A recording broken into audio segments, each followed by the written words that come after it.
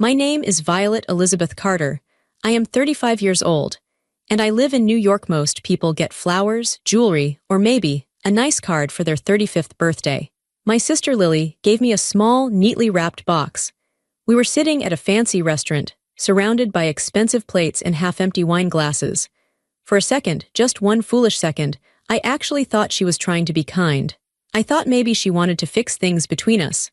I was wrong. I tore off the silver paper and lifted the lid. Inside, there wasn't a watch or a necklace. There was a plastic tube and a sterile swab. It was a home DNA test kit. The table went quiet as I held it up. Then, Lily smirked. She leaned across the white tablecloth, her eyes bright with cruelty. "Maybe this will finally explain why you were always another man's mistake," she said. My mother covered her mouth to hide a giggle. Lily laughed openly, but I felt cold. I didn't smile. I didn't speak. I looked at the plastic tube in my hand and I realized something terrifying. This wasn't just a bad joke. This was a weapon. She was setting a trap, and I had just walked right into it. But before I tell you how everything flipped, like and subscribe, drop a comment. Where are you watching from? My name is Violet Elizabeth Carter. I am 35 years old. The drive home from the restaurant was silent. My hands were shaking on the steering wheel, not from the cold, but from a mixture of humiliation and a strange, deep anger I hadn't let myself feel in a long time. The small box sat on the passenger seat like a stone. A DNA test. It was supposed to be a joke, Lily said. But Lily didn't tell jokes. Lily told truths wrapped in cruelty so she could watch you bleed while pretending she was holding a bandage. I turned onto the highway, the streetlights blurring into long streaks of yellow. My mind didn't stay on the dinner. Instead, it drifted back, way back, pulling up memories I had tried to pack away in cardboard boxes for years. Lily's words, "another man's mistake," echoed in my head. They hurt, but they didn't surprise me. The truth is, I had felt like a mistake for 35 years.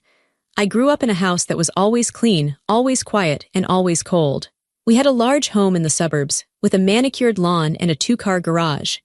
To the neighbors, the Carters were the perfect family. My father, Robert, ran a successful manufacturing business. My mother, Ellen, was the president of the gardening club, and then there were the daughters, Lily and Violet. But inside that house, there was a hierarchy. It wasn't subtle. It was as clear as the furniture arrangement in the living room. Lily was the sun. She was bright, loud, demanding, and beautiful in a way that made people stop and stare. I was the shadow. I was there, occupying space, but I was expected to be unseen, unheard, and unproblematic. I remember my 7th birthday vividly. It is one of those memories that sticks to your ribs like tar. I had asked for a chocolate cake. It was the only thing I really wanted. I loved chocolate, the darker the better. I had spent weeks talking about it. "Mom," I'd say, pulling on her apron strings, "can I have chocolate frosting too?" She would nod, absently, her eyes already scanning a magazine or looking out the window for Lily's school bus. When the day came, there were balloons. There were a few gifts. But when my mother brought the cake out to the dining room table, it was lemon with vanilla frosting. I sat there, staring at the yellow cake, feeling a lump form in my throat. "It's lemon," I whispered. Lily, who was 9 at the time, clapped her hands. "Yum, lemon is my favorite." My mother smiled at her, a genuine, warm smile that reached her eyes, a smile she rarely gave me. "I know, sweetheart," she said to Lily. Then she looked at me, her expression flattening. "Don't be ungrateful, Violet. Lemon is much lighter. Chocolate is too heavy for a little girl's stomach." I ate the cake. I swallowed every bite of the sour, sweet sponge, and I smiled because that's what I was trained to do. I learned that day that my preferences didn't matter. My birthday wasn't really about me. It was just another day for Lily to get what she wanted. That pattern became the blueprint for my entire life. In high school, the gap between us widened. Lily was wild. She snuck out, she drank, she crashed her car twice. Each time, my parents were frantic. They hired lawyers, they paid off damages, they sat up all night talking to her in hushed, worried tones. They poured all their energy, all their money, and all their love into fixing Lily's messes. I went the other way. I thought if I was perfect, if I caused zero problems, maybe they would see me. Maybe they would love me for being the good one. I studied until my eyes burned. I kept my room spotless. I never asked for money. I cooked dinner when Mom had a headache. I mowed the lawn when Dad was too tired. I became a ghost in my own house, a useful ghost who did the chores and got straight A's. When I was 18, I was named valedictorian of my graduating class. It was the proudest moment of my life. I had written a speech about resilience, about working hard in silence. I practiced it in front of the bathroom mirror for weeks. On the morning of graduation, I came downstairs in my cap and gown, feeling a flutter of excitement. My father was drinking coffee, reading the paper. My mother was on the phone, her hand on her forehead. "What's wrong?" I asked. "It's Lily," Mom sighed, hanging up. "She's at her boyfriend's lake house. She called saying she has a migraine, she can't drive home." "But graduation is in 2 hours," I said. My voice sounded small, even to me. "We can't leave her there, Violet," my father said, standing up and grabbing his keys. "She's sick, we have to go get her." "But it's my speech," I said. "I'm valedictorian." My mother looked at me, and for a second I saw a flicker of annoyance. Not guilt, annoyance. "Violet, please, this is an emergency. We'll try to make it back in time, but family comes first." They left. I drove myself to graduation. I sat on the stage, watching the other students wave to their cheering families in the bleachers. When they called my name, I walked to the podium. I looked out at the sea of faces, searching for my parents. I looked for my father's gray suit, my mother's blue dress. They weren't there. I gave my speech to a room full of strangers. I spoke about resilience, but inside I was crumbling. I accepted my diploma with a polite handshake and walked off the stage. I drove home alone, took off my gown, and hung it in the closet. When they finally came home 3 hours later, Lily was laughing on the couch, eating ice cream. Her migraine was miraculously gone. "Oh, Violet," Mom said, barely looking up. "How was it? Did you get the paper?" "It was fine," I said. "I got it." "Good," Dad grunted. "Lily, pass me the remote." That was the moment I stopped trying to win them over. I realized that love in this house was a limited resource, and Lily had a monopoly on it. I stopped showing them my report cards. I stopped telling them about my promotions at work. I stopped expecting them to care. I moved out the day after I turned 18. I worked 2 jobs to put myself through college. I took out loans. I ate ramen noodles and lived in a tiny apartment with a leaky ceiling. I became tough. I became disciplined. I learned how to file my own taxes, how to change a tire, how to fix a leaking sink. I didn't become independent because I wanted to be a modern, strong woman. I became independent because I had no safety net. I knew that if I fell, no one was coming to catch me. If I needed bail money, or a ride to the hospital, or just a shoulder to cry on, the Carter house was not the place to go. Lily, on the other hand, never left the orbit of my parents' wallet. She borrowed money for business ideas that failed in a month. She moved back home 3 times. She had my father pay her rent, her car insurance, her credit card bills. She called them loans, but everyone knew the money flowed in only one direction. And yet, despite everything, I kept going back. I kept showing up for Christmas, for Thanksgiving, for birthdays. I think part of me, the stupid, wounded child part, still hoped that one day they would wake up. One day my father would look at me and say, "I'm proud of you, Violet. You did it all on your own." One day my mother would hug me and say, "I'm sorry we missed your speech." But they never did. Then, 3 months ago, my father died. It was a heart attack. Sudden, quick. At the funeral, I organized the catering. I spoke to the guests. I arranged the flowers. Lily sat in the front row, sobbing dramatically into a lace handkerchief, looking like a tragic movie star. People patted her shoulder. "Poor Lily," they whispered. "She was always so close to him." I stood in the back, dry-eyed. I wasn't crying because I was in shock. I was crying inside because I was mourning a relationship I never actually had. I was grieving the father I wanted, not the one I lost. After the funeral, the dynamic in the house shifted. It became sharper, more dangerous. With Dad gone, the buffer was removed. My mother seemed distracted, almost relieved, which unsettled me. And Lily became hungry. I watched her during the wake. She wasn't talking about memories of Dad. She was asking the family lawyer about the timeline for the will reading. She was walking around the house, touching the silver, the paintings, the antique clock, as if she were putting price tags on them. I tried to talk to Mom about it. "She's grieving in her own way," Mom said, dismissing me with a wave of her hand. "Don't be jealous, Violet, it's ugly." Jealous. That was always the word they used to shut me up. If I complained about unfairness, I was jealous. If I asked for basic respect, I was jealous. So I stayed silent. I went back to my apartment, to my quiet life, and waited. Then came the invitation to the birthday dinner. My 35th, a milestone. "We want to take you out," Lily had texted. Just the three of us girls, a fresh start. I should have known better. A fresh start in Lily's language usually meant, I need something from you. But I went. I put on my best dress, a simple black sheath that I had bought with my own money. I drove to the restaurant thinking, maybe grief has changed them. Maybe losing Dad made them realize that life is short, and we are all we have left. I sat down at that table with hope. I ordered wine. I listened to them chatter. And then Lily handed me the box. Maybe this will finally explain why you were always another man's mistake. Now, parked in the driveway of my apartment complex, I looked at the box again. The streetlights cast long shadows across the dashboard. I wasn't a Carter. That's what she was saying. That's what the joke was. But as the anger settled into a cold, hard knot in my stomach, I realized something else. Lily wasn't just being mean. Lily was lazy. She didn't do extra work for a simple insult.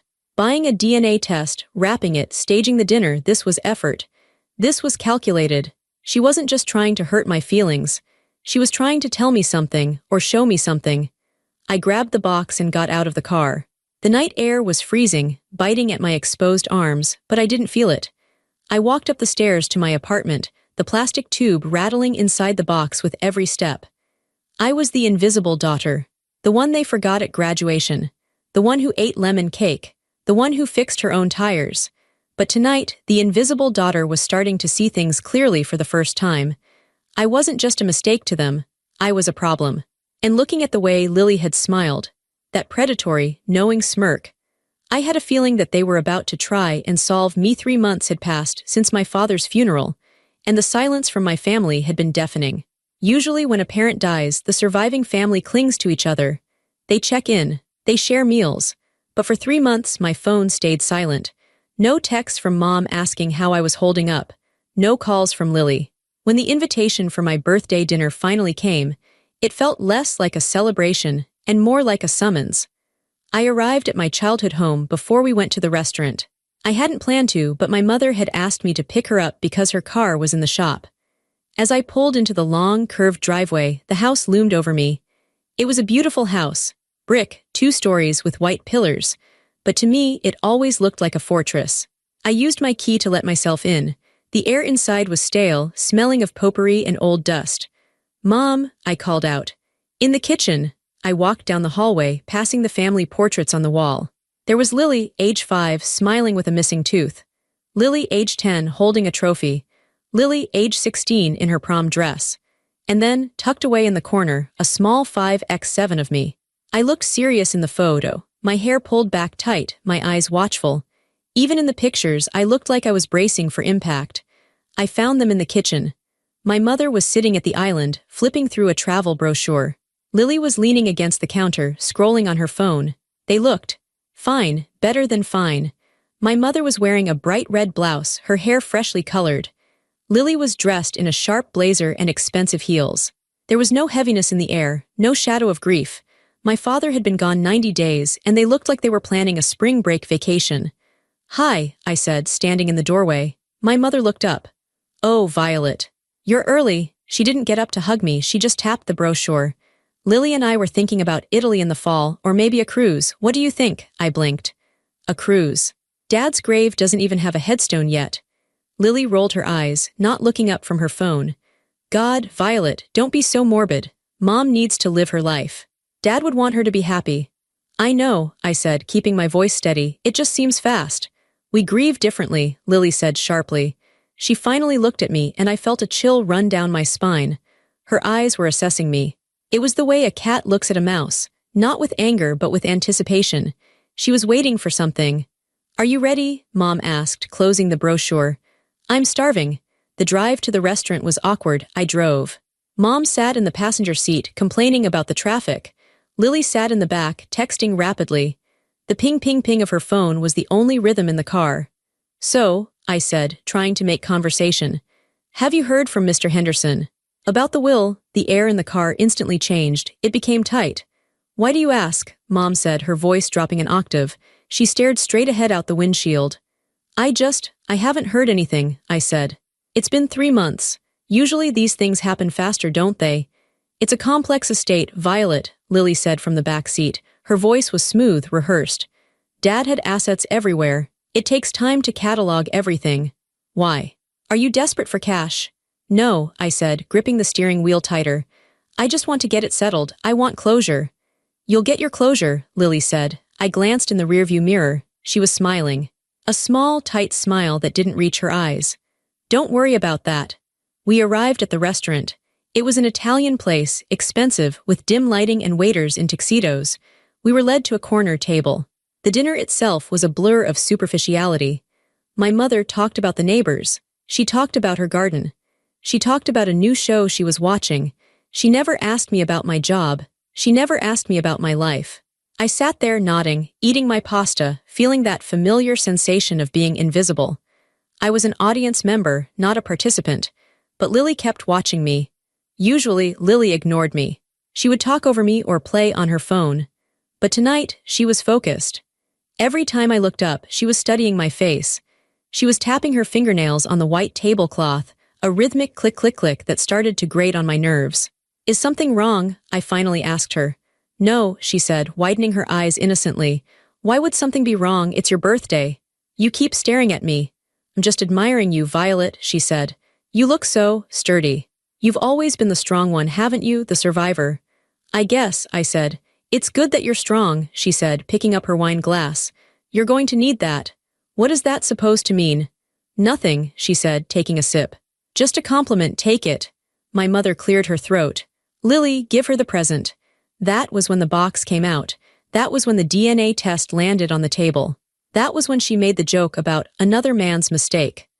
But as I sat there in the restaurant, the humiliation washing over me, my mind started connecting the dots from earlier in the evening. The way they deflected the questions about the will. The way they were planning expensive vacations as if they had just won the lottery. The way Lily was looking at me, not with hate, but with excitement. This DNA test wasn't a prank. A prank is impulsive. A prank is silly. This felt strategic. Lily wasn't just trying to embarrass me. She was trying to disqualify me. If I wasn't a Carter. If I wasn't Robert Carter's biological daughter. What did that mean for the estate?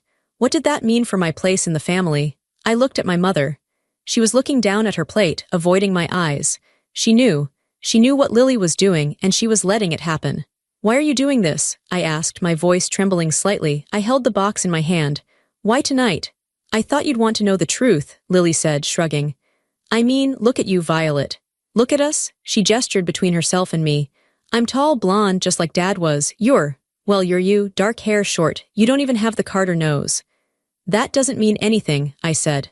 Genes are complicated. Exactly, Lily said. So take the test, prove me wrong, unless you're scared. I'm not scared, I lied. Good, she said.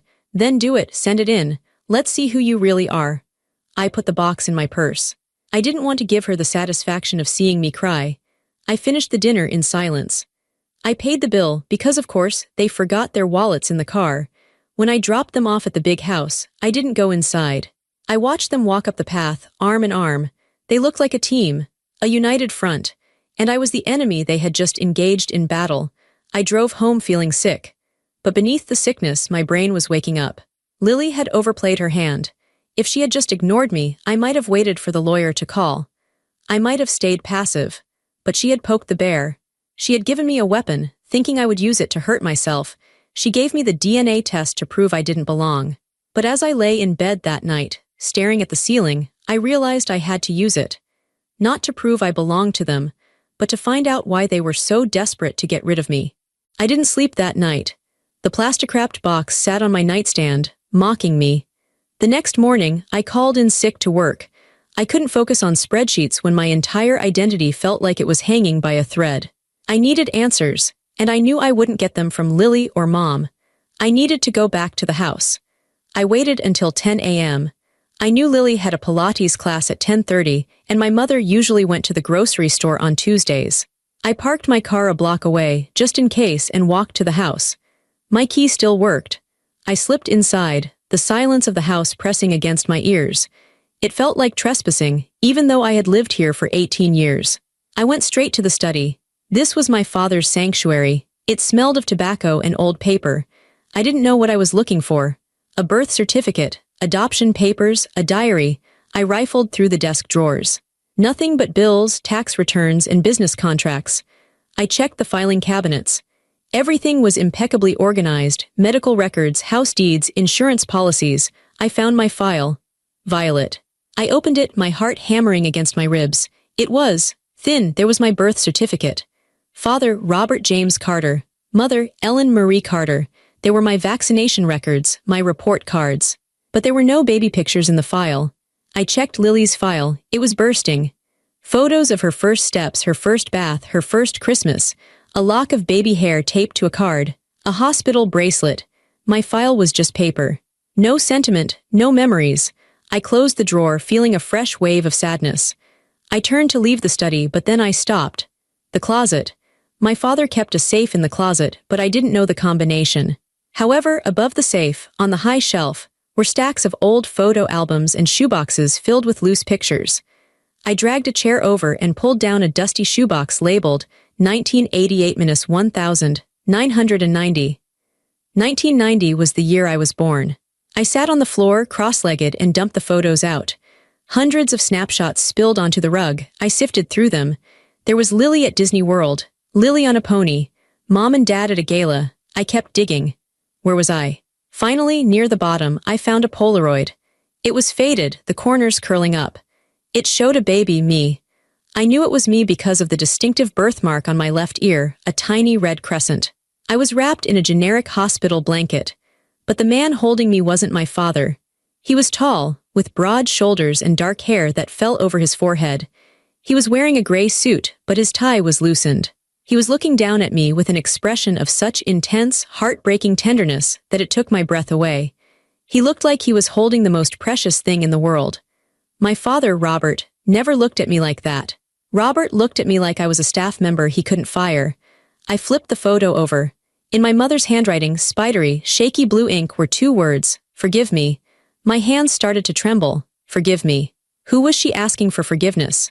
My father, God, me. I looked at the man in the photo again. He didn't look like a stranger. There was something in the set of his jaw, the shape of his brow, that looked familiar. I got up and walked to the mirror in the hallway. I looked at my own face, the dark hair, the straight eyebrows, the sharp chin. I looked back at the photo. It was like looking at a male version of myself. I heard the front door open. Panic surged through me. I shoved the photo into my pocket and quickly scrambled to put the shoebox back on the shelf. Hello, it was Lily's voice. She was back early. I froze. I was in the study. There was no other way out. Mom, Lily called out, her heels clicking on the hardwood floor. I took a deep breath, smoothed my hair, and stepped out into the hallway. Lily stopped dead. She was holding a yoga mat and a green juice. Her eyes narrowed instantly. What are you doing here? She demanded. I left my scarf in the car last night, I lied. I thought Mom might have brought it in. You have a key, she sounded offended.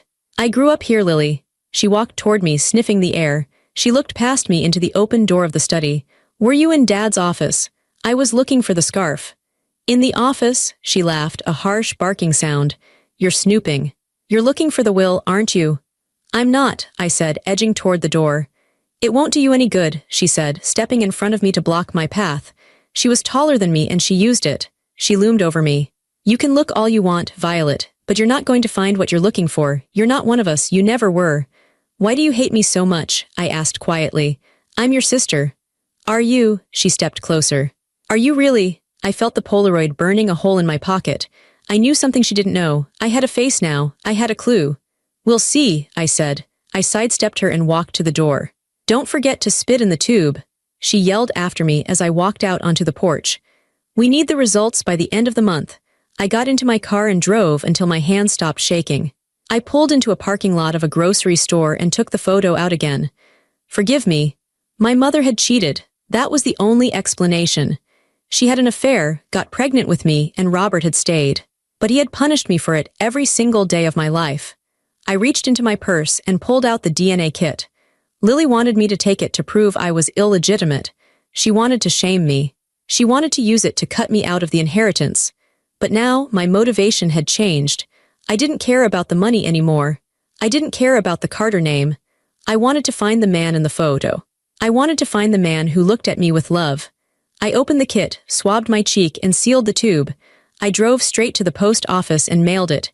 It wasn't a trap anymore. It was a map. And I was going to follow it. The waiting was the hardest part. The box said results would take 4 to 6 weeks, but I paid extra for expedited processing. I needed to know. For 2 weeks, I went through the motions of my life. I went to work, I bought groceries, I cleaned my apartment, but my mind was constantly churning. I spent hours online, searching for men who looked like the man in the photo. I searched for Ellen Carter Affair 1989. I searched for Robert Carter business rivals. I was grasping at straws. I kept the Polaroid taped to my bathroom mirror. Every morning while I brushed my teeth, I looked at him. "Who are you?" I asked. "Did you know about me? Did you want me?" Then, on a Tuesday afternoon, the email arrived. Subject: Your DNA results are ready. I was at my desk at work. My heart leaped into my throat. I clicked the mouse, my fingers trembling. I logged into the portal. The screen loaded a colorful pie chart. Ethnicity estimate. DNA matches. I clicked on matches. The first thing I saw was the lack of Carters. I had second cousins, third cousins, but no match to the Carter bloodline. Lily was right. Robert was not my father. But then I looked at the top match. Parent/child. Match: Richard Hayes. Shared DNA 50%. I froze. Richard Hayes. The name sounded familiar, but I couldn't place it. It sounded like a business name, something from the news. I opened a new tab and typed Richard Hayes into Google. The search results flooded the screen. Richard Hayes, CEO of Hayes Ventures. Richard Hayes, philanthropist. Richard Hayes, quiet billionaire. I clicked on images, and there he was. He was older now, his hair was silver, his face lined, but it was him. The same eyes, the same jawline, the same man from the Polaroid. My father was a billionaire. I sat back in my chair, the office spinning around me. I wasn't just another man's mistake. I was the daughter of one of the most successful men in the state. But why? How? I started digging deeper. I searched Richard Hayes and Robert Carter.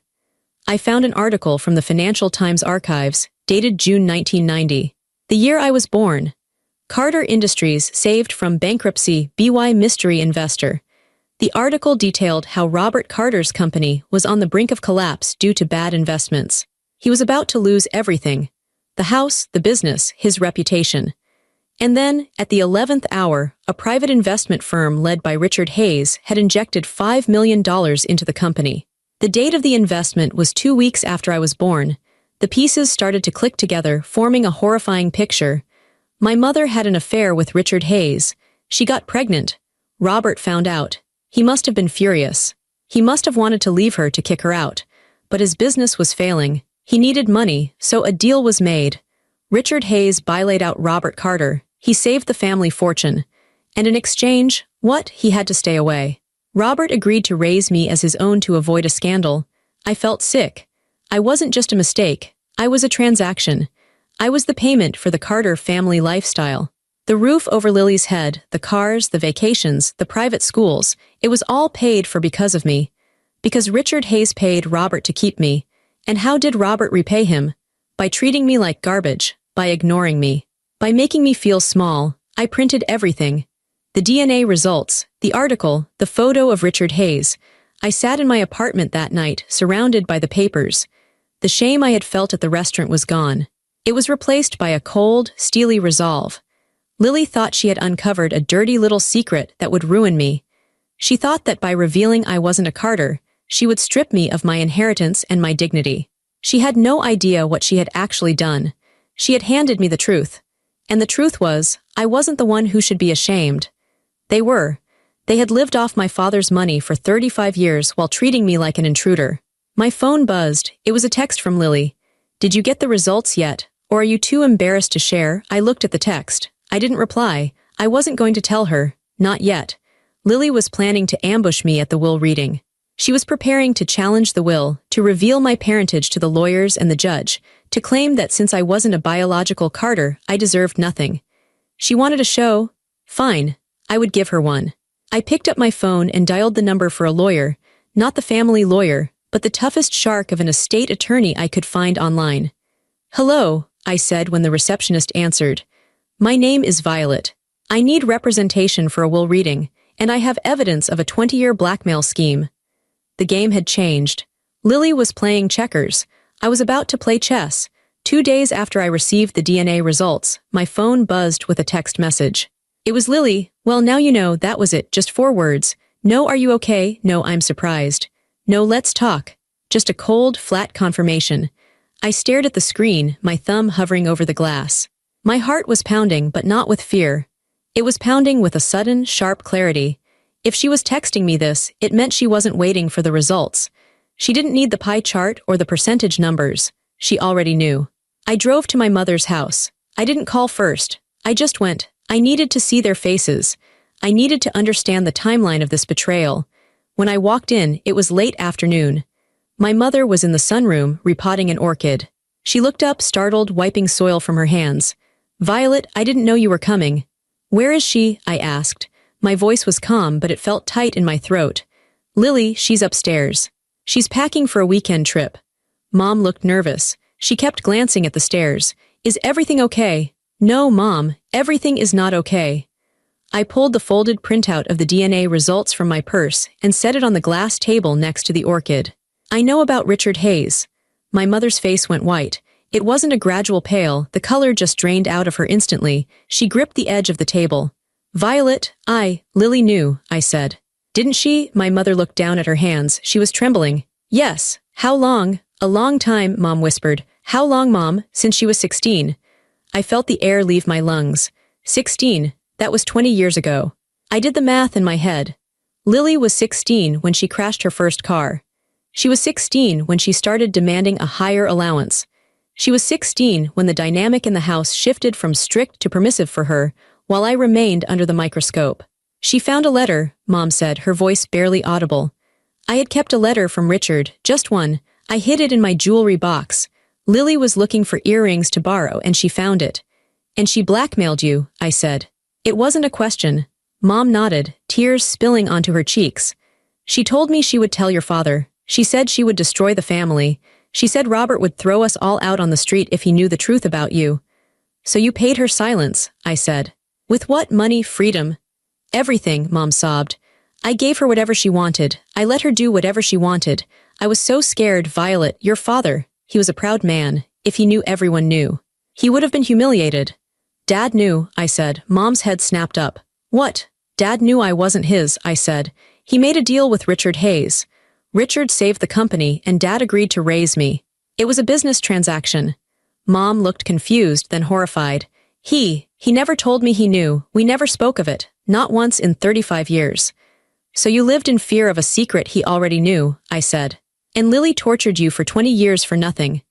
I heard footsteps on the stairs, slow, deliberate clapping. I turned around. Lily was standing in the doorway, wearing a silk robe, clapping her hands. "Bravo," she said. "The detective solves the case." She didn't look ashamed. She looked bored. "You knew for 20 years, I said, stepping toward her. "You let me feel like an alien in my own family. You watched me try so hard to please Dad, knowing it was impossible. You watched me cry over missed birthdays and cold shoulders, and you laughed." "It was funny," Lily said, shrugging. "Watching you try to be the good daughter, scrubbing floors, getting straight A's, it was pathetic. You were trying to win a game you were disqualified from at birth." "You blackmailed Mom," I said. "I leveraged an asset," Lily corrected. "That's business. Mom had a secret, I had silence. I sold my silence for a comfortable life. Don't be jealous because you didn't think of it first." "And the DNA test?" I asked. "Why now? Why give it to me on my birthday?"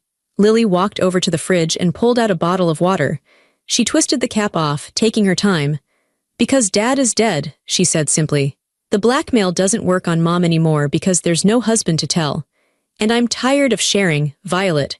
I've been talking to lawyers. Since you aren't a biological Carter, you have no claim to the estate. The will leaves everything to my children. Technically, you aren't one." "So you wanted proof," I said.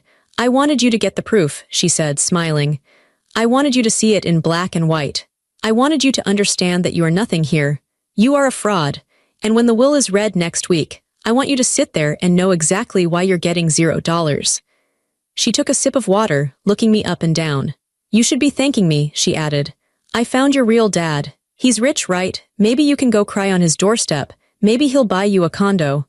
I looked at my sister. I looked at the cruelty etched into her beautiful face. For years, I had wanted to be like her. I had wanted her confidence, her shine. Now I just saw a hollow, broken thing. She had spent her entire life manipulating the people who were supposed to love her. She didn't know what love was. She only knew leverage. "You're right," I said quietly. Lily blinked. Excuse me, you're right, I repeated. I am going to the will reading, and I am going to bring the results. Good, Lily said, though she looked slightly suspicious of my calmness. Save us all the time of a court battle, just sign the waiver and walk away. We'll see, I said. I turned to my mother. She was still sitting at the table, crying into her hands. She looked small and weak. She had chosen her reputation over her daughter. She had let Lily run this house like a tyrant because she was too cowardly to face her own mistake. I'm leaving, Mom, I said. Violet, please, she whispered. Don't go. I have to, I said. I have a meeting with a lawyer. I walked out of the house. The sun was setting, casting long shadows across the perfectly manicured lawn. I felt a strange lightness in my chest. The secret was out. The poison that had been festering in our family for decades had finally been drained. Lily thought she had won. She thought she had fired the final shot. She thought the DNA test was the end of my story. She was wrong. It was just the beginning. I got into my car and dialed the number of the attorney I had found. His name was Mr. Sterling. He had a reputation for being ruthless. Mr. Sterling, I said when he answered. It's Violet. I have the confirmation. And I have a witness to the blackmail. Excellent, his gravelly voice came through the speaker. Bring everything, the will reading is on Friday. Yes, I said. Get some sleep, Violet, he said. Friday is going to be a very interesting day. I hung up and looked back at the house one last time. I saw Lily's silhouette in the window, watching me. I didn't wave. I just put the car in gear and drove away. She had no idea what was coming. The law office of Henderson and Associates was located in a tall glass building downtown. It smelled of leather polish and expensive cologne. I arrived 15 minutes early. Mr. Sterling, my attorney, was already there. He was a short man with sharp eyes and a suit that cost more than my car. He didn't smile much, which I liked. Are you ready? He asked, shaking my hand. I am, I said. I was wearing my best suit, a navy blue blazer and tailored trousers. I didn't dress to look rich, I dressed to look serious. We walked into the conference room. It was dominated by a massive mahogany table. 5 minutes later, the door opened and Lily walked in. She made an entrance. She was wearing a black dress that looked appropriate for morning, but was cut low enough to be provocative. She had a wide-brimmed hat and dark sunglasses, which she removed slowly as she sat down. My mother trailed in behind her, looking pale and nervous. She sat between us, but she wouldn't meet my eyes. Lily looked at Mr. Sterling, then at me. She smirked. Lawyer up, really, Violet. It's a standard reading. You're just wasting money. We'll see, Mr. Sterling said calmly. He opened his briefcase and laid a notepad on the table. Mr. Henderson, my father's longtime attorney, cleared his throat. He was an elderly man with shaking hands. He sat at the head of the table, a thick document in front of him. Thank you all for coming, Mr. Henderson said. This has been a difficult time for the Carter family. Robert was a good man. Lily sighed loudly. Can we skip the eulogy, please? We all know he was great. Let's get to the assets. Mr. Henderson frowned over his spectacles but nodded. Very well, I will proceed to the distribution of assets. He began reading. It was standard legal language at first. Debts to be paid, funeral expenses covered, then came the specific bequests. To my wife, Ellen Marie Carter, Mr. Henderson read, I leave the marital home and a monthly stipend of $5,000 to be drawn from the estate trust, provided she does not remarry. Lily frowned. A stipend. Why doesn't she get the lump sum? Robert was concerned about money management, Mr. Henderson said diplomatically. Lily drummed her fingers on the table. Fine, whatever. Keep going. To my daughter, Lily Ann Carter. Lily sat up straighter. She shot a glance at me, a look of pure triumph. I leave the sum of $50,000. The room went silent. Lily blinked. She laughed, a nervous, high-pitched sound. I'm sorry, you missed a zero. You mean 500,000 or 5 million. $50,000, Mr. Henderson repeated. He didn't look up. That's impossible, Lily snapped. That's nothing. That wouldn't even cover my credit card bill for the year. Let him finish, Mr. Sterling said softly. Lily glared at him but shut her mouth. Her face was turning red. And finally, Mr. Henderson said, turning the page. To Violet Elizabeth Carter. Lily slammed her hand on the table. She's not a Carter. I have proof. I have a DNA test right here. She reached into her purse and pulled out the results I had sent her, or rather, the copy she had made. She is a bastard. She isn't his daughter. The will says my children. She isn't his child. Mr. Henderson looked at Lily with an expression of profound pity. He waited for her to stop shouting. "If you would let me finish, Lily," he said sternly. He looked down at the document. "To Violet Elizabeth Carter, I leave the remainder of my estate, including the majority ownership of Carter Industries, the investment portfolio, and all liquid assets. This amounts to approximately 70% of the total estate value." Lily's mouth fell open. My mother gasped. I sat perfectly still. I felt Mr. Sterling tap my foot under the table, a signal to remain calm. "This is a mistake," Lily whispered. "He didn't know, he must not have known. If he knew she wasn't his." Mr. Henderson adjusted his glasses. "There is a personal addendum attached to this section. Robert insisted it be included." He looked directly at me. "It reads, I have known since Violet was 2 years old that she is not my biological child. I accepted the arrangement to save my company, but over the years, I observed something I did not expect. I watched a young woman grow up in my house with no encouragement, no help, and no love from the people who should have given it. I watched her work harder than anyone I have ever known. I watched her build a life with honor and integrity, while my biological daughter grew into a woman who understands only greed and manipulation. Violet, I was not a good father to you. I was cold. I was distant. I was ashamed of how you came to be. But in the end, blood does not make a successor. Character does. I choose you anyway." The silence in the room was heavy. It pressed against my ears. I felt tears prick my eyes. Not tears of joy, but tears of release. He had seen me. All those years when I thought I was invisible, he had been watching. He hadn't been kind, he admitted that, but he had been just. Lily stood up, her chair scraping violently against the floor. "No," she screamed. "This is insane. He was senile. He was crazy. I'm his daughter. I'm the real one." "Sit down, Miss Carter," Mr. Henderson said sharply. "I will not sit down," Lily shouted. She pointed a shaking finger at me. You witch, you manipulated him. You must have tricked him." "I didn't do anything, Lily," I said calmly. "I just lived my life." "I'm contesting this," Lily hissed. "I'm going to sue. I'm going to drag this through court for years. You won't see a dime. I will prove he was mentally incompetent. I will prove you are a fraud." She looked at our mother. "Mom, tell them he was sick." Mom looked at the floor, weeping silently.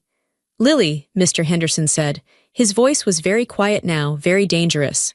"Before you threaten legal action, you need to hear the rest of the will." "I don't care about the rest." "You should," Mr. Henderson said, "because there is a section regarding the no contest clause.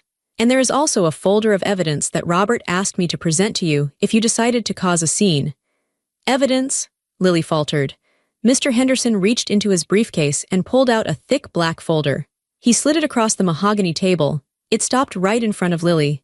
"What is this?" she asked. "Open it," I said. Lily opened the folder. Her eyes scanned the first page. Her face went from red to a terrifying shade of gray. She flipped the page, then another, then another. Her hands started to shake uncontrollably. She dropped the folder as if it were burning her skin. "He knew," she whispered. "Yes," Mr. Henderson said. "He knew everything." Lily sank back into her chair, looking like a marionette whose strings had been cut. The arrogance was gone.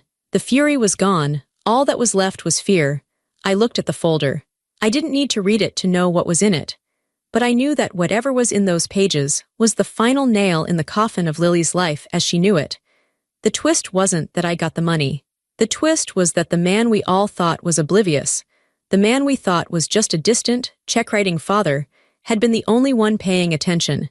He hadn't just left me the money. He had left me the victory. Lily stared at the black folder on the table. She looked like she wanted to vomit. "What is it?" Mom asked, her voice trembling. "Lily, what's in there?" Lily didn't answer. She couldn't. She was paralyzed. Mr. Henderson reached out and tapped the folder with his index finger. "Since Miss Carter seems unable to speak, allow me to summarize the contents. 2 years ago, shortly after his first heart scare, Robert hired a private investigator." "Why?" Mom asked. "He suspected that money was leaking from his accounts," Mr. Henderson said. "He initially thought it might be an accounting error, or perhaps Violet." He looked at me apologetically. But the investigator quickly ruled Violet out. Violet's finances were completely independent. She never took a dime. Mr. Henderson opened the folder and pulled out a stack of photos and transcripts. "The investigator turned his attention to you, Lily." He laid a photo on the table. It showed Lily sitting at a cafe with a man in a suit. "This is you meeting with an estate attorney 18 months ago." Mr. Henderson said. "The transcript of your conversation is quite enlightening. You were asking about how to circumvent a will. You were asking how to have a parent declared mentally incompetent so you could take power of attorney." Lily made a choking sound. "And this," Mr. Henderson continued, pulling out a bank statement, "is a record of the loans you took. Unauthorized withdrawals from your mother's joint account. $50,000 over the last 2 years alone." Mom gasped. "Lily, you said you needed that for the business." "There was no business, Ellen," Mr. Henderson said gently. "The investigator found that the money went to high-end clothing stores, vacations, and gambling debts." "Gambling?" I asked, surprised. "Online poker," Mr. Henderson said. "She's not very good at it." He turned back to Lily. "But the most damning piece of evidence is this." He pulled out a digital recorder. He pressed play.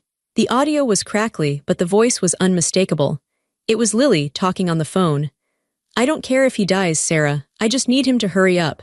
I have debts to pay. Once the old man kicks the bucket, I'm cashing out the house. I'm putting Mom in a home, the cheapest one I can find, and I'm taking everything. Violet won't get a thing. I have a plan for her." The recording clicked off. The silence in the room was absolute. My mother was staring at Lily with horror. For the first time, she wasn't looking at her golden child. She was looking at a monster. "You were going to put me in a home," Mom whispered. "After everything I did for you, after I let you, after I kept your secret." Lily stammered. "I was just venting, I didn't mean it." "Robert heard this recording 3 months before he died," Mr. Henderson said. "It broke his heart. But it also gave him clarity." He closed the folder. "Now, about that contest you threatened," Mr. Henderson said, his voice hardening. "The will contains a strict no-contest clause. It states that if any beneficiary challenges the validity of this will, they automatically forfeit their entire inheritance." Lily's eyes widened. "But I only get 50,000. "If you contest," Mr. Sterling interjected, speaking up for the first time, "you get 0. And given the evidence of fraud and elder abuse in this folder, specifically the unauthorized withdrawals, the estate would be within its rights to press criminal charges." Lily froze. "Criminal charges? Theft, fraud, extortion." Mr. Sterling listed them off on his fingers. "Mr. Henderson tells me you owe the estate roughly $200,000 in loans you never paid back. If you accept the will, the debt is forgiven up to the amount of your inheritance. If you fight, well, Violet effectively owns the debt, and she can call it in." Lily looked at me. Her eyes were wild, desperate. She looked for a trace of the sister she used to bully. She looked for the weak, eager-to-please Violet who just wanted a hug. She didn't find her. I leaned forward, resting my elbows on the mahogany table. I looked her right in the eye. "You tried to erase me, Lily," I said softly. "You tried to prove I didn't belong. You tried to steal my history, but all you did was show Dad who you really were." "Violet, please," Lily whispered. Tears were streaming down her face now, ruining her makeup. "I'm your sister, we're family." "Are we?" I asked. "You told me at the restaurant that I wasn't a Carter. You told me I was a mistake." I was angry. "I didn't mean it." "You meant every word," I said. "And you meant to put Mom in a home, and you meant to steal everything." I looked at Mr. Henderson. "Does she have to sign something to accept the 50,000? "Yes," Mr. Henderson said. "She needs to sign the waiver of contest." "Give it to her," I said. Mr. Henderson slid a single sheet of paper across the table. Lily looked at it. $50,000. It was a lot of money to some people, but to Lily, who had debts and a lifestyle she couldn't support, it was a death sentence. It was poverty. "If I sign this," she said, her voice shaking, "I get the check. Today, within 30 days, Mr. Henderson said. "And if I don't?" "Then we file the police report regarding the theft of funds from your mother's account tomorrow morning," I said. Lily flinched. She looked at Mom. "Mom, help me?" Mom turned her head away. She looked out the window at the city skyline. "I think you should sign, Lily." It was the first time in my life I had ever heard my mother say no to her. Lily let out a sob. She grabbed the pen. Her hand was shaking so hard she could barely write. She scratched her signature onto the line. She threw the pen down. "There, are you happy?" "No," I said honestly. "I'm not happy. This is a tragedy, but it's done." Lily stood up. She grabbed her purse. She looked at me with pure venom. "You think you won, but you're still all alone, Violet. You have money now, but you have nobody." She stormed out of the room, slamming the heavy door behind her. I sat there in the silence, listening to the hum of the air conditioning. I wasn't alone. I had myself. And for the first time in 35 years, that felt like enough. The room felt lighter after Lily left. The air seemed easier to breathe. My mother was still sitting there, staring at the empty chair where Lily had been. She looked like she had aged 10 years in the last 10 minutes. Mr. Henderson gathered his papers. "Violet, there are some documents for you to sign regarding the transfer of assets, and Mr. Sterling has some additional papers." "Thank you," I said. I signed the papers. I felt the weight of the responsibility. 70% of the estate. The company, the house. It was overwhelming, but I felt ready. I had been managing my own life on a shoestring budget for years. Managing abundance would be a different challenge, but I wasn't afraid of work. When the lawyers were done, they stepped out to give us a moment. It was just me and Mom. She turned to me slowly. Her eyes were red and swollen. "Violet," she said, her voice was weak. I don't know what to say." "You don't have to say anything," I said. "I'm so sorry," she wept. "I was so scared. I let her hurt you. I let your father ignore you. I was trying to protect the family." "You weren't protecting the family, Mom," I said gently. "You were protecting yourself. You were protecting your secret." "I know," she sobbed. "I know. Can you forgive me?" I looked at her. This woman who had given birth to me, but who had never really been a mother to me. She had fed me and clothed me, but she had starved me of affection. She had let my sister torment me. She had let my father treat me like an employee. Could I forgive her? Forgiveness is a tricky word. People think it means going back to the way things were. They think it means saying, "It's okay." But it wasn't okay, and we couldn't go back. "I can forgive you," I said slowly, "but I can't forget, and I can't trust you." "What does that mean?" she asked, looking frightened. "It means things are going to be different now," I said. "I own the house, Mom." She nodded nervously. "Yes. The will says, you can stay there," I said. "I'm not going to kick you out. I'm not Lily. I'm not going to put you in a cheap home." She let out a breath of relief. "Oh, thank you, Violet, thank you." "But," I raised a hand. "There are rules. Lily is not allowed to live there. She is not allowed to come over and harass you for money. If she does, you call me and I call the police. If you give her money from your stipend, money that is meant for you, I will find out. And if you do, I will cut the stipend off." Mom's eyes widened. "Violet, that's harsh." "It's necessary," I said. "You have an addiction, Mom. Your addiction is Lily. You can't say no to her, so I am saying no for you. I am setting the boundary because you can't." "She's my daughter," Mom whispered. "So am I said, "but you never fought for me. Now I'm fighting for myself. And in a way, I'm fighting for you too. Lily drains you. She hurts you. I'm stopping it." "Okay," Mom said, dropping her head. "Okay, I understand. I'm going to pay off the mortgage on the house," I continued. "I'm going to make sure the bills are paid. You will be safe. You will be comfortable. But we are not going to pretend to be best friends. I'm not coming over for Sunday dinner to pretend we're a happy family. I need space. I need time." "I understand," she said again. "I'm going to sell my apartment," I said. "I'm going to buy a place of my own, somewhere far enough away that I don't have to drive past Dad's grave every day." "Violet," Mom reached out across the table, trying to take my hand. I pulled my hand back. Not angrily, just firmly. "No, Mom," I said. "Not yet." I stood up. I picked up my purse. I felt a sense of closure that I hadn't expected. I hadn't screamed. I hadn't raged. I hadn't destroyed Lily's life out of spite. She had destroyed it herself. I had simply established the law of the land. "I'll have the lawyers send you the schedule for the stipend," I said. "Take care of yourself, Mom." I walked out of the conference room. As I walked down the hallway, I passed Lily. She was sitting on a bench near the elevators, talking frantically on her phone. She looked up as I passed. Her eyes were red, her face blotchy. She covered the phone. "Violet, wait." I didn't stop. I pressed the elevator button. "Violet, I need more than 50, she pleaded, standing up. "I owe people money, dangerous people. You can't leave me like this." The elevator doors opened. I stepped inside. "You're smart, Lily," I said, holding the door open for a brief second. "You've always been the smart one. I'm sure you'll figure it out." I let the doors close. Her screaming face disappeared. As the elevator descended, I leaned my head against the cool metal wall. I didn't feel triumphant. I felt exhausted. But underneath the exhaustion there was peace. It was over. The war was over. A week later, I had one more meeting. This one wasn't in a corporate office. It was at a small, private firm in the wealthy part of the city. The sign on the door said Halloway and Sons.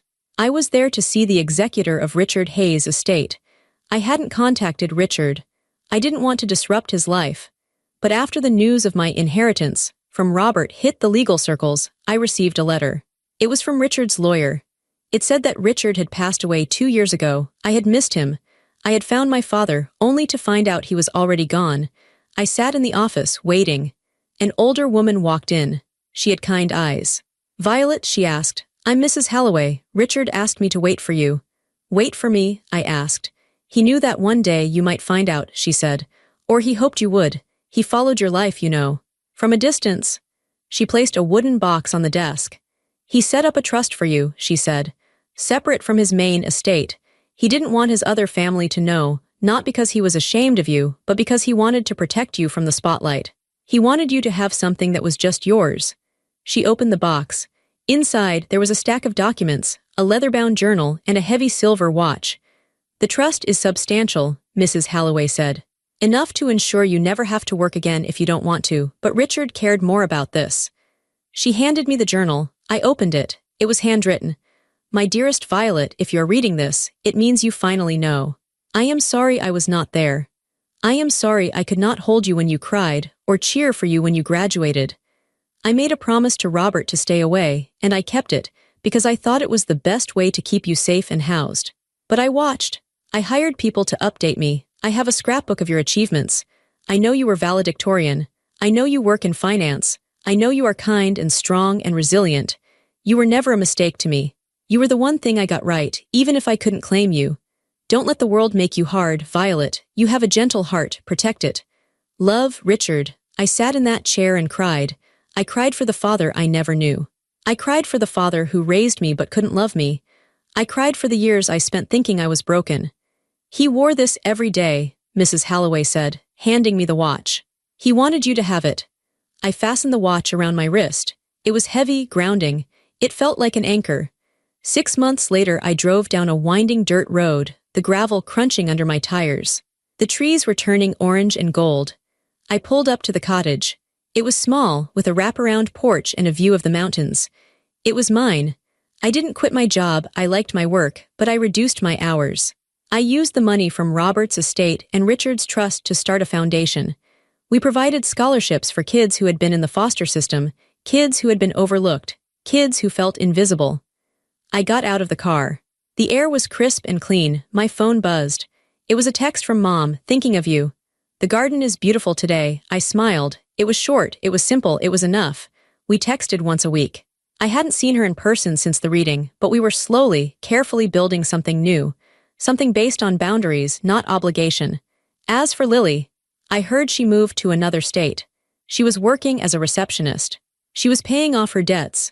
I didn't wish her harm, I just didn't think about her at all. I walked up the steps to my porch and sat in the rocking chair. I looked down at the silver watch on my wrist. It was ticking steadily. Tick, tick, tick. I closed my eyes and listened to the wind in the trees. For 35 years, I had been the invisible daughter. I had been the mistake. I had been the shadow. But sitting there, in the quiet of my own home, paid for by my own resilience and the legacy of 2 complicated fathers, I finally knew the truth. I wasn't invisible. I was just waiting for the right light. And now, finally, the sun was shining on me.